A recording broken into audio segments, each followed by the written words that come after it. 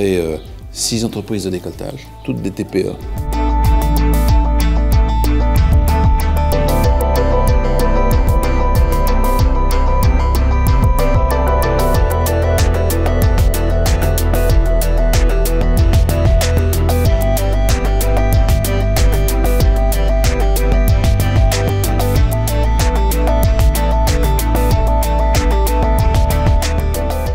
Le décolletage est dans une situation non seulement positive, créatrice d'emplois. J'ai rencontré des dirigeants passionnés, volontaires. On fait abstraction des problématiques du quotidien pour aller vers une vraie vision de développement économique. Et ça, ils savent le faire.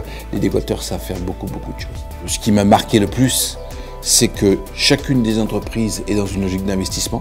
Parce qu'on sait que derrière l'investissement, c'est l'emploi, derrière l'emploi, c'est la croissance, derrière la croissance, c'est la richesse. Il faut constamment investir pour suivre, je dirais, la progression qu'il y a dans ce métier avec les nouveaux moyens de fabrication, avec les nouveaux constructeurs, des machines qui sont à la pointe pour être toujours dans une solution optimale de fabrication par rapport aux produits qu'on va réaliser. L'objectif est de poursuivre l'amélioration du parc matériel, d'avoir du matériel plus performant, se tenir à la pointe des évolutions technologiques. Il y a une volonté aussi des chefs d'entreprise et des industriels de créer des plans de formation, d'organiser la formation autour de leurs hommes, de prendre des stagiaires, de prendre des contrats en alternance, et ces formations, elles se font d'une façon naturelle, même si quelquefois il y a des passages difficiles, des moments creux. L'école des managers, j'en attends beaucoup parce qu'il y a quand même de grosses lacunes au niveau de la gestion, plein d'approches différentes qu'on ne connaît pas, et puis des fois on est face à un comptable, un banquier, il y a plein de termes qu'on ne comprend pas. J'attends de l'école des managers qui m'aide à grandir à ce niveau-là, pour avoir une approche commerciale, marketing, et puis être un dirigeant d'entreprise, voilà, confirmé, quoi. En 2012, on a pris un jeune étudiant qui est en licence de commerce international à l'IUT Nancy, qui fait sa licence chez nous en alternance. Ça nous a permis aussi de prospecter d'autres pays, surtout les pays du Nord. Moi, ce que je voudrais, c'est démystifier la concurrence agressive locale. La concurrence aujourd'hui, elle est purement mondiale. Elle est européenne, bien sûr, mais elle est purement mondiale. Je pense qu'aujourd'hui, il faut plutôt que l'on soit entre nous pour nous aider à trouver des solutions, plutôt que de se retrouver en tant que concurrents.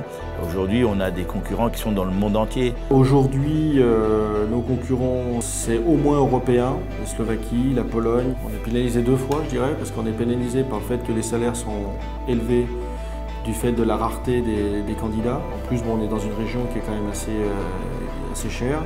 Et on est pénalisé une deuxième fois par rapport aux charges qui ne sont pas harmonisées au niveau européen. Et là, il y a des écarts qui sont très importants. La Chambre de commerce est près de ces entreprises, quelles que soient les activités, mais dans le cas qui nous anime, qui est le décolletage aujourd'hui, les salons professionnels, les rencontres d'affaires, les formations, qui peuvent apporter aussi une nouveauté dans l'organisation globale de l'entreprise de décolletage, le développement commercial en France, le développement commercial international. Il y a aussi toute la partie des formations linguistiques. Aujourd'hui, on sait très bien que pour aller à l'international, eh bien, il faut avoir quelques langues à son actif. Et là aussi, la Chambre est véritablement utile.